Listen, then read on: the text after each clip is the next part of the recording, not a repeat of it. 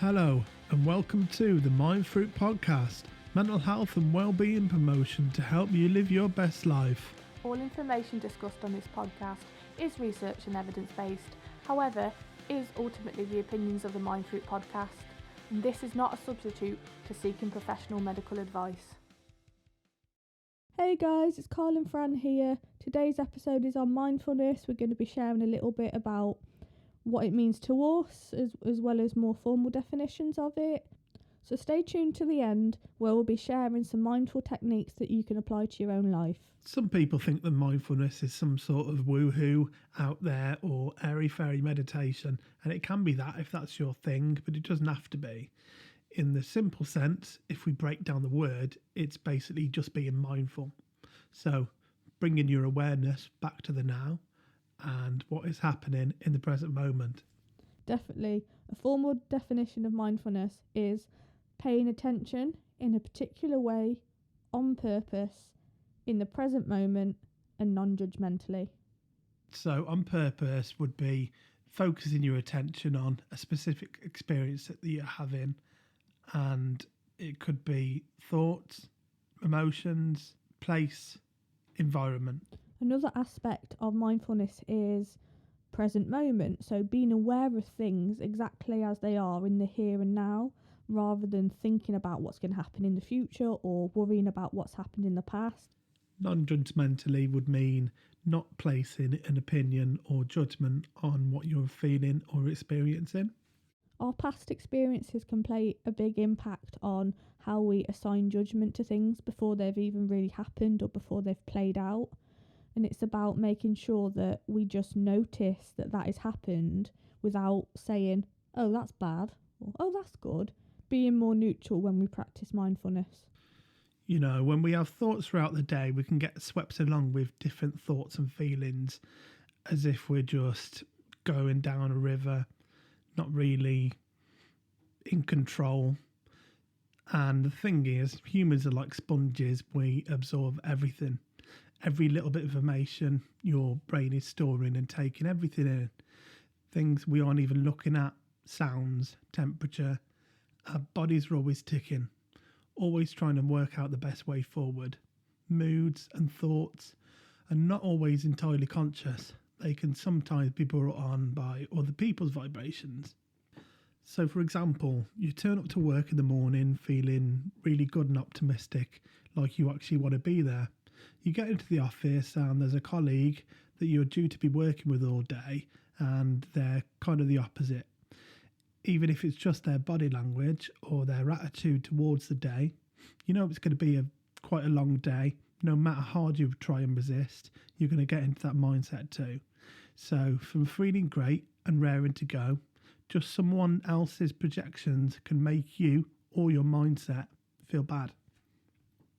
And that's one of the reasons that mindfulness can be so useful, because it's actually been shown to reduce stress, worry, and anxiety.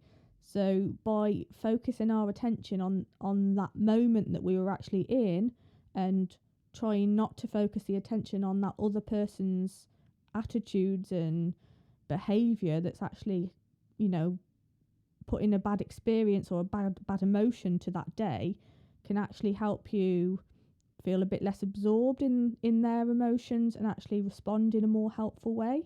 But on the other hand, if you can catch those thoughts and feelings, not letting theirs influence you, then you can project your optimism and positive vibrations onto them. So in this situation, potentially having that 30-second mindful moment, you know, at work at the beginning of your day could potentially have impacted and influenced the rest of your day to be a bit better than it would have if you hadn't had that mindful moment. And that really shows how big of an impact mindfulness can have on the day. So when I was first introduced to mindfulness, I had quite a bit of resistance to it. So it was at university and we were all sat in a circle, lying down, doing one of the techniques, and it felt very unnatural to me to be lying down and taking in all the sensations that you're supposed to feel. You just it's not often you actually do this sort of thing mindfully. You know, you usually feel these experiences in the moment, and we don't usually stay with them. We either try and push them to the back of our mind, fight through it. If we've got any pain, you'll just shake it off. So actually being mindful with all these feelings can be really quite uncomfortable to start with. So the first time we did 8 sessions, and it took me quite a while to open up. It probably took me till the 6th session, but by then it was quite a bit too late to grasp a lot of the teachings that were happening.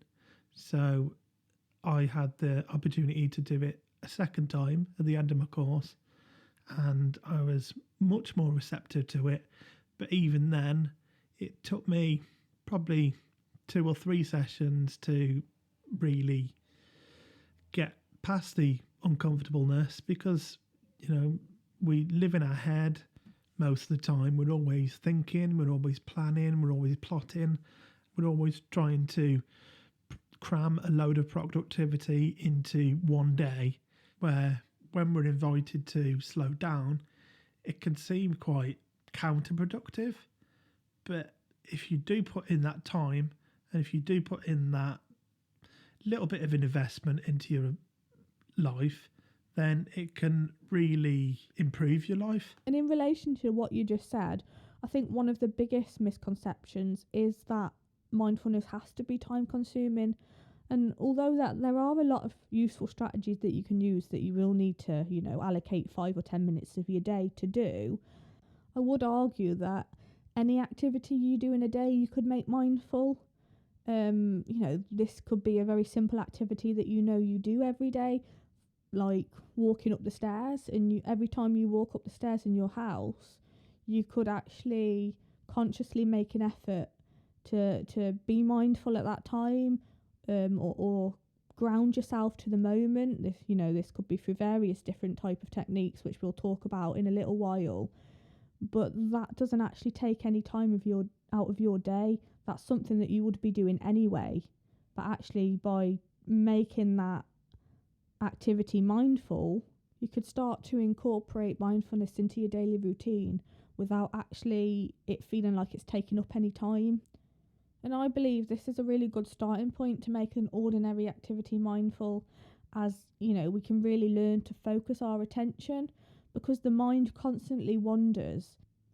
And actually, learning to bring our attention back to the mindful activity is really difficult. We need to notice that our mind has wandered and bring our attention back without assigning any judgment, without getting annoyed that we've lost concentration. And actually, for doing that for a 10-minute mindful activity is really, really hard.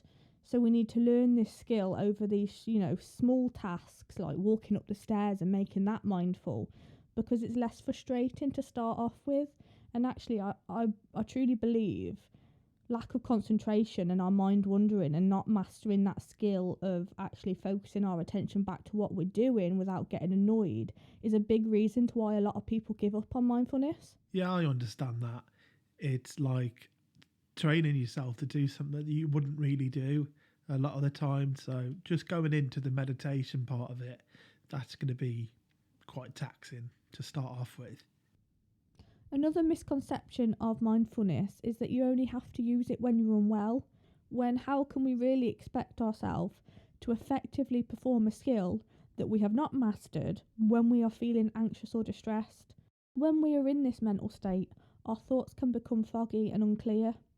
We need to learn these skills when we are well, so that we can master them, so our minds can access these skills in times of anxiety and distress and become more effective. Yeah, the more you repeat it, the more you fail, try again, succeed, then these patterns can become subconscious. So like riding a bike, you don't have to think about it the more you succeed at doing it. Yeah, I definitely think memory is really important. Once you practice, once you learn it, and you master that skill, it's in the forefront of your mind a little bit easier. There's some of these skills, there's a few steps to them. You do it in a certain order, and although they can be adapted, you don't have to stick, follow the rules. But when you're really distressed and anxious, if you don't remember them steps, there's not much chance that the mindful activity will actually be successful.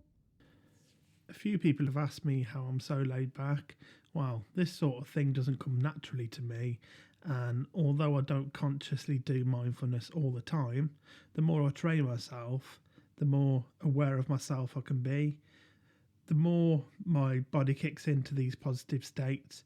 So instead of your body using stress and becoming angry to protect yourself from perceived threats, you can actually create more pathways in your brain to access those good feelings.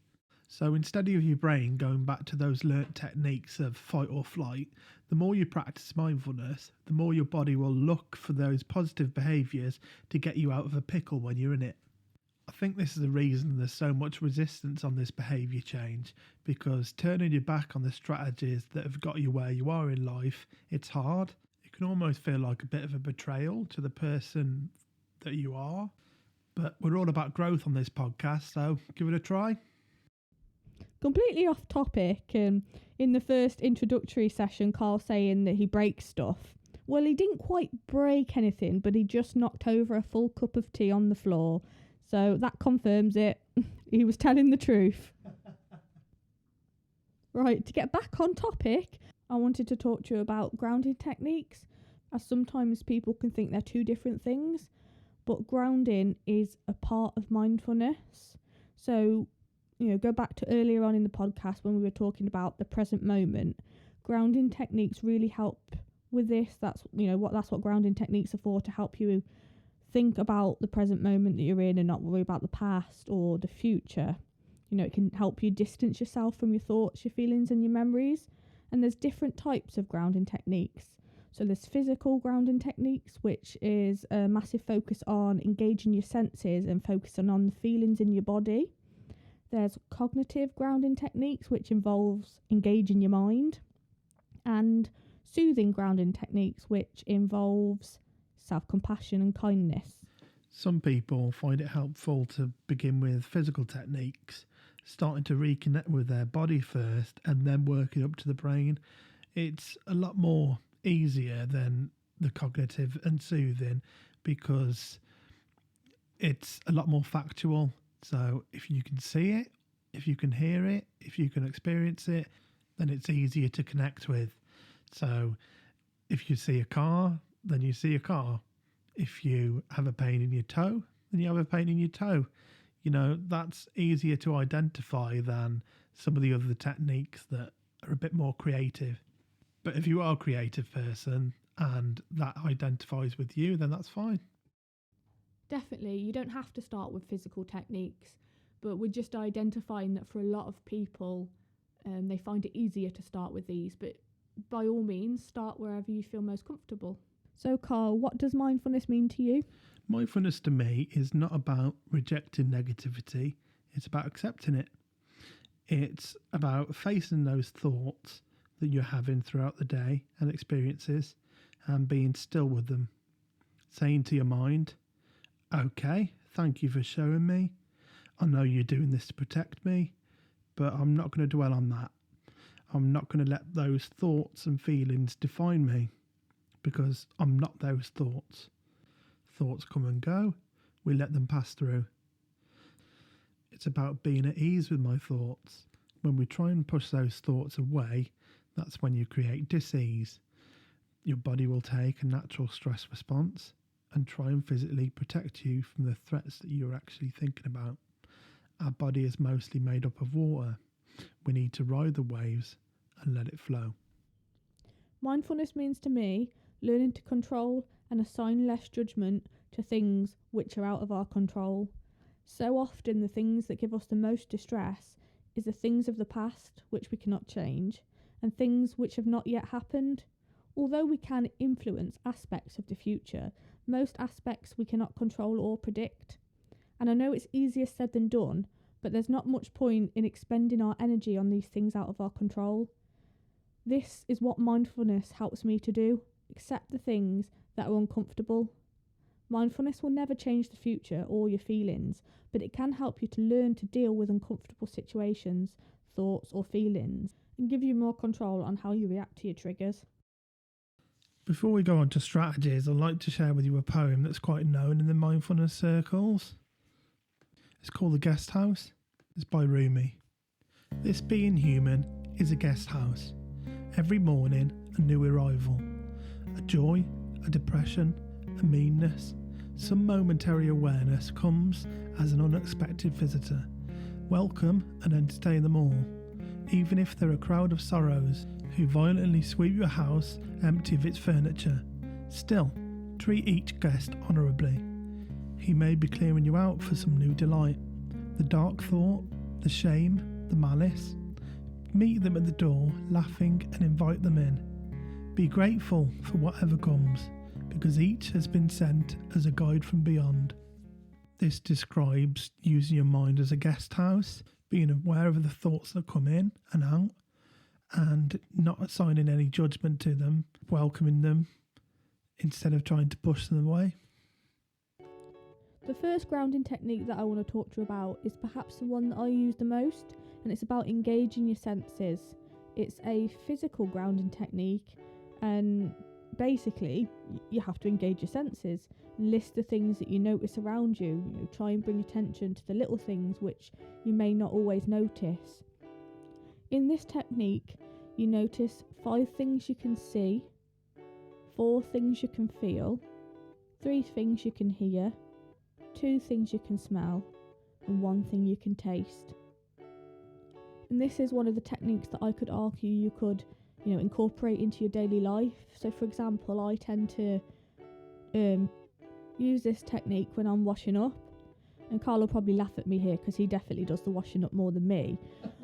But actually, I've got a nice view of my garden when I'm washing up, so there's lots of different things that I can notice. I look at all the birds, all the shapes, the light, the colours, and then you've got the sensations as well in your hands of washing up, and the different, your cutlery, or is it a plate, or is it a bowl, is there a bit of food in there left on it? There's lots of different sensations going on for me when I'm doing the washing up, so I find that quite, useful. The technique I use the most is mindful walking.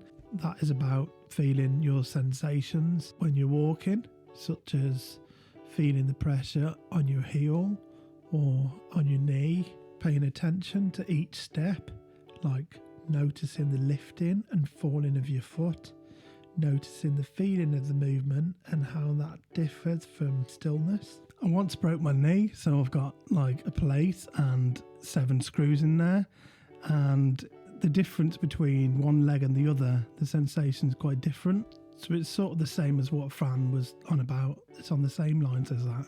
So bringing your attention to objects, colours and shapes. Have you noticed these things before? Instead of trying to get to your end goal from A to B, instead of just trying to get to that destination, just see what you can feel, see what you can hear. Engage quite a few of your senses on the way. A slightly off-topic example is, the other week me and Carl found a daffodil in our front garden, fully bloomed, must have been there for quite a while. The amount of times we've walked past that daffodil to go to the car, out and about, to go for our walks, living our life, doing what we're doing. How many times must we have walked past that daffodil before we'd noticed it? In the moment that we found that daffodil, it brought us so much joy, so much beauty, so much happiness, that actually, if we'd have noticed that 2 weeks ago, we would have experienced them feelings every time we walked past it and saw it, every day. Yeah, that's right. It sometimes makes me wonder how much we are actually missing when we're just out and about, head down, tunnel vision, ready to go to whatever we're going to do. And I think what mindful walking is trying to teach you to do is not missing out on so much of that beauty in life, because we do get caught up and stop appreciating things like we do as a child. So if you could just live one day like a child, finding discovering and trying to learn about all the things that are happening around us. Those things haven't gone. We've just got interested in different things, some things that don't even matter in your day-to-day life, but you're more caught up with them than you are with the nature and things around you. If we reconnect like this, quite often we can see the magic and all the wonder and the beauty that's in this world. Another strategy you could use is a body scan to notice the different sensations of the body, and these could be, warmth, heaviness, tension. So the purpose of this exercise is not to change anything, but to simply notice it. Your mind will frequently take you away to various thoughts, and when you become aware of this, gently bring your attention back to your body. Now, to start this body scan, close your eyes or focus on something in the room if you feel more comfortable doing that, and gently bring your awareness till you breathe in, noticing the stomach rising and falling as you breathe in and breathe out. Take a few deep breaths and start with your feet and work your way up your body until you get to your head. Think of the sensations in these limbs, tensing and relaxing your muscles as you work your way up your body, noticing what the difference in the sensation is from feeling tense to feeling in a relaxed state. So the more you can ease into your breathing while you're doing this, and you could even count your breaths at the time, because sometimes we all need something to do. So with the mind still counting, it's still fulfilling that need to do something productive. So you can count to 5 breaths and then go back to the movement of your limbs. So like Fran said, there'll be thoughts coming up in your mind, such as, what have I got to make for tea tonight? Or have I got to go and get some milk and bread? These are just your mind plotting things as usual. Focus on your breathing, let the thought pass and go back to it. It'll take time, but the more practice you do, the easier you can concentrate on just scanning your body. So another technique you could use would be to just consciously breathe deeply. If you remember what Fran said on the last episode, she spoke about a square breathing technique where you breathe for 4 seconds, hold for 4 seconds, breathe out for 4 seconds, and hold for 4 seconds. An expansion of this is breathing deeply. So find a comfortable position, either sitting or lying flat. Place one hand on your belly, just below your ribs, and one hand on your chest. Breathe in slowly through your nose to the count of 5. Feel your belly rise. Push your hand out as you breathe in. Your hand on your chest should stay relatively still. Slowly breathe out through your mouth while pursing your lips. Feel your stomach relax and your hand fall inward as you breathe out. Now, I know we've all rolled our eyes at breathing exercises before, but there are some really good reasons why we recommend that you try this, as it's one of the only physiological changes we can actually try and influence and control. So when we get anxious, our heart rate can increase from the adrenaline. So what your body naturally does is inhales more because it thinks it's not getting enough air. So what we need to do is breathe out more. We need to focus on the out breath, because if the body has got too much carbon dioxide that we're not expelling, then when we do breathe in, we're not getting enough oxygen. The more oxygen you take in will decrease your heart rate. This will make you feel less anxious. An example of a soothing grounding technique would be to develop a safe space. So this is about imagery. Sit down in a comfortable position and spend a few minutes trying to bring to mind an image of a place that gives you the feeling of safety or soothing and calmness. It may be somewhere you've been before. It could be a picture you've seen or taken on holiday, or somewhere where you would love to be. For me, this would be Thailand. Now imagine you're in this place. What can you see? Notice the colours, the shapes, the objects. Move your focus around. What can you feel if you were in this situation? Would you be able to feel the cold sea? Would you be able to feel the warm sun? What would you be able to hear? It could be rustling of leaves in the wind or birds chirping. What would you be able to smell if you were in this situation? Would you be able to smell the fruit, or would it be a burger from a burger stand? Think about what you'd be doing if you were in this safe space. What your emotions would be, how you'd be feeling, and then try and enjoy being in this place like you're actually there. Allow your body to relax. Some people may find it helpful to have a picture of a calming place as a prompt, but the more you practice, the stronger the imagery will become over time.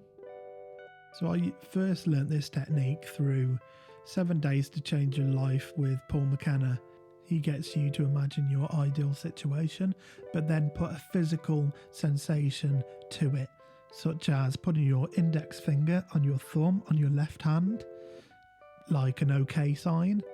And I was in a job interview one day and I felt myself becoming really hot, when your mouth gets dry and you run out of things to say. So I did this little movement and I was in that mind space, and it was as if there was like an air conditioning cooler coming off in my body, cooled me down, relaxed me, grounded me into the situations. I performed quite well in that interview and actually got the job I wanted. So I continue to use this now in stressful situations. So the final strategy that we're going to be talking to you about today is a cognitive grounding technique, and it's called categories. So pick a category and name as many things as you can in that category, and spend a couple of minutes trying to do this. So for an example, if I say animals is the category, I think of a zebra, a rhino, a giraffe, a flamingo, and so on and so on. And it's just about actually spending, that allotted time, whether you've dedicated a minute or 2 minutes, and trying to think of as many animals as you can, really engaging your brain cognitively. And that's everything for today's episode. And in the words of Ferris Bueller, life moves pretty fast, and if you don't stop and look around once in a while, you might miss it. We hope you've enjoyed this episode. To get more of this content, hit that subscribe button, and if you're watching on YouTube, ring that bell. It'll notify you every time we upload. Next week's episode, we'll be talking about motivation and goal setting. Thank you for listening, and if this information was valuable to you, or you think it might be for somebody else, then like, comment or share. Check out our weekly blog at mind-fruit.co.uk. We hope to see you next week for Wellbeing Wednesday.